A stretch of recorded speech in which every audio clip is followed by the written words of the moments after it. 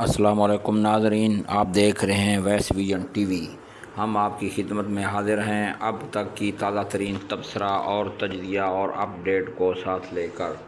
Video کو پوری طرح دیکھیں تاکہ آپ کو پتہ چلے ایسی باتوں کا اور ایسے حقائق کا جن کے اوپر ابھی تک پردہ پڑا ہوا ہے، جن کو دنیا میں ابھی تک زیادہ لوگوں کو پتہ نہیں ہے۔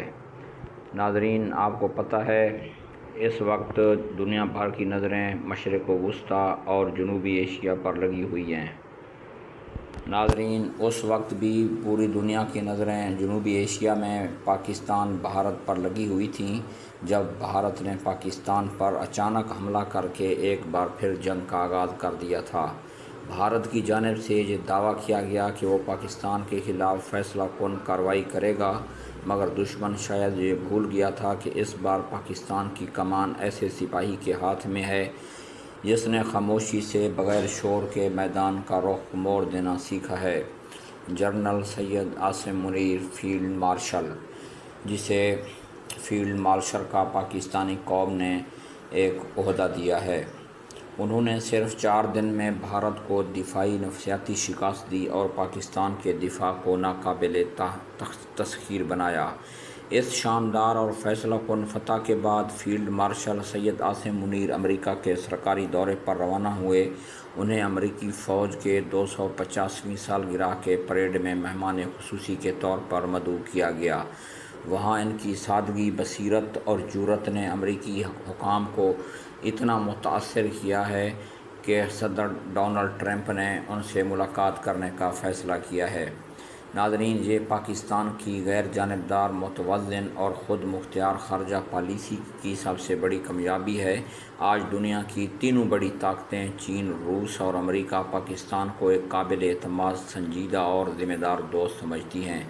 یہ اعتماد کسی ایک ملاقات یا اعلان سے حاصل نہیں ہوتا، بلکہ برسوں کی حکمت، تدبر اور قومی مفاد پر مبنی پالیسی کا نتیجہ ہے۔ اس دوران ایک اور تباہ کن جنگ مشرق وسطیٰ میں بھی چل رہا تھا۔ ایران اور اسرائیل کے درمیان 12 دن سے خوفناک جنگ جو جاری رہا، اس میں جنگ بندی ہو گیا ہے۔ تو ناظرین، اس جنگ میں اسرائیل نے سب سے پہلے جارحیت کی تھی، لیکن جیسے جیسے دن گزرتے گئے اسرائیل کی دفاعی طاقت کمزور ہوتی گئی۔ ایران کے خفیہ اور مہلک میزائلوں نے اسرائیل کو گھٹنے ٹیکنے پر مجبور کر دیا ہے۔ ہر رات کا ایک میزائل حملہ اسرائیل کو تقریباً $285 ملین میں پڑ رہا تھا۔ عوام خوف زدہ، معیشت تباہ، جدید دفاعی نظام ناکام ہو چکے تھے۔ اسرائیلی وزیر اعظم نے کھلے عام امریکہ سے مدد کی فریاد کی اور صدر ڈونلڈ ٹرمپ نے اس جنگ میں بھی حصہ لیا ہے۔ ایران کے جو ایٹمی تنصیبات تھے ان کو حملہ کر کے تباہ کرنے کی کوشش کی ہے۔ لیکن ناظرین، اس کے بعد تاریخ نے ایک اور موڑ لیا ہے۔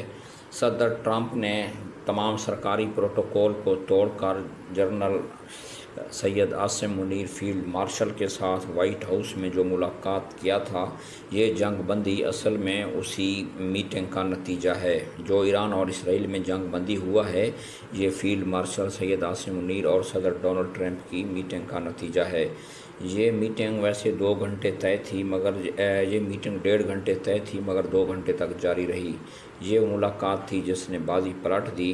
فیلڈ مارشل سید عاصم منیر نے صدر ٹرمپ کو دلائل، اعداد و شمار اور زمینی حقائق کے ساتھ سمجھایا کہ ایران اسرائیل جنگ میں امریکہ کی مداخلت صرف خطے ہی نہیں بلکہ دنیا کی تیسری عالمی ایٹمی جنگ کی طرف دھکیل دے گی۔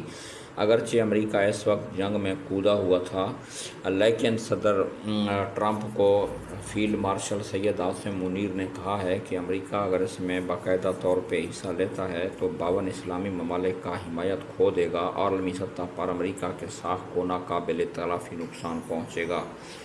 جنرل سید عاصم منیر نے صدر ٹرمپ کو یہ بھی کہا ہے، اگر آپ اس جنگ کو روکنے میں کامیاب ہو جاتے ہیں تو نہ صرف آپ دنیا کے سامنے ایک امن کی سفیر کے طور پر ابھریں گے بلکہ نوبل انعام کے بھی حقیقی حقدار ہوں گے۔ ان کے مدلل باتوں نے صدر ٹرمپ کو قائل کر لیا تھا اور اگلے ہی دن ابھی صدر ٹرمپ نے ایران اور اسرائیل کے درمیان جنگ بندی کرا دی اور اس جنگ کو ختم کر دی۔ اور اس جنگ کی بندی کے بعد میزائل خاموش ہو گئے ہیں۔ دنیا ایک بہت بڑے ایٹمی تصادم سے بچ گئی ہے۔ یہ صرف ایک جنرل کی کہانی نہیں، یہ ایک قوم کے وقار کی داستان ہے۔ جو ابھی تک دنیا کی نظروں سے اوجھل تھا اور ہم نے آپ کے سامنے پیش کی ہے۔ یہ وہ لمحہ تھا ناظرین جس نے پوری دنیا کا رخ بدل دیا ہے۔ یہ پاکستان ہے جو اپنی سرحدوں کا محافظ نہیں بلکہ دنیا کے امن کا بھی ضامن ہے۔ پاکستان زندہ باد۔ اور ہمارے چینل کو سبسکرائب کریں، لائک کریں، شیئر کریں۔ اس طرح کی تازہ ترین اپڈیٹ سننے کے لیے بیل آئیکن کا بھی بٹن دبا دیں تاکہ بر وقت ویڈیو آپ کو ملتے رہیں۔ اللہ حافظ۔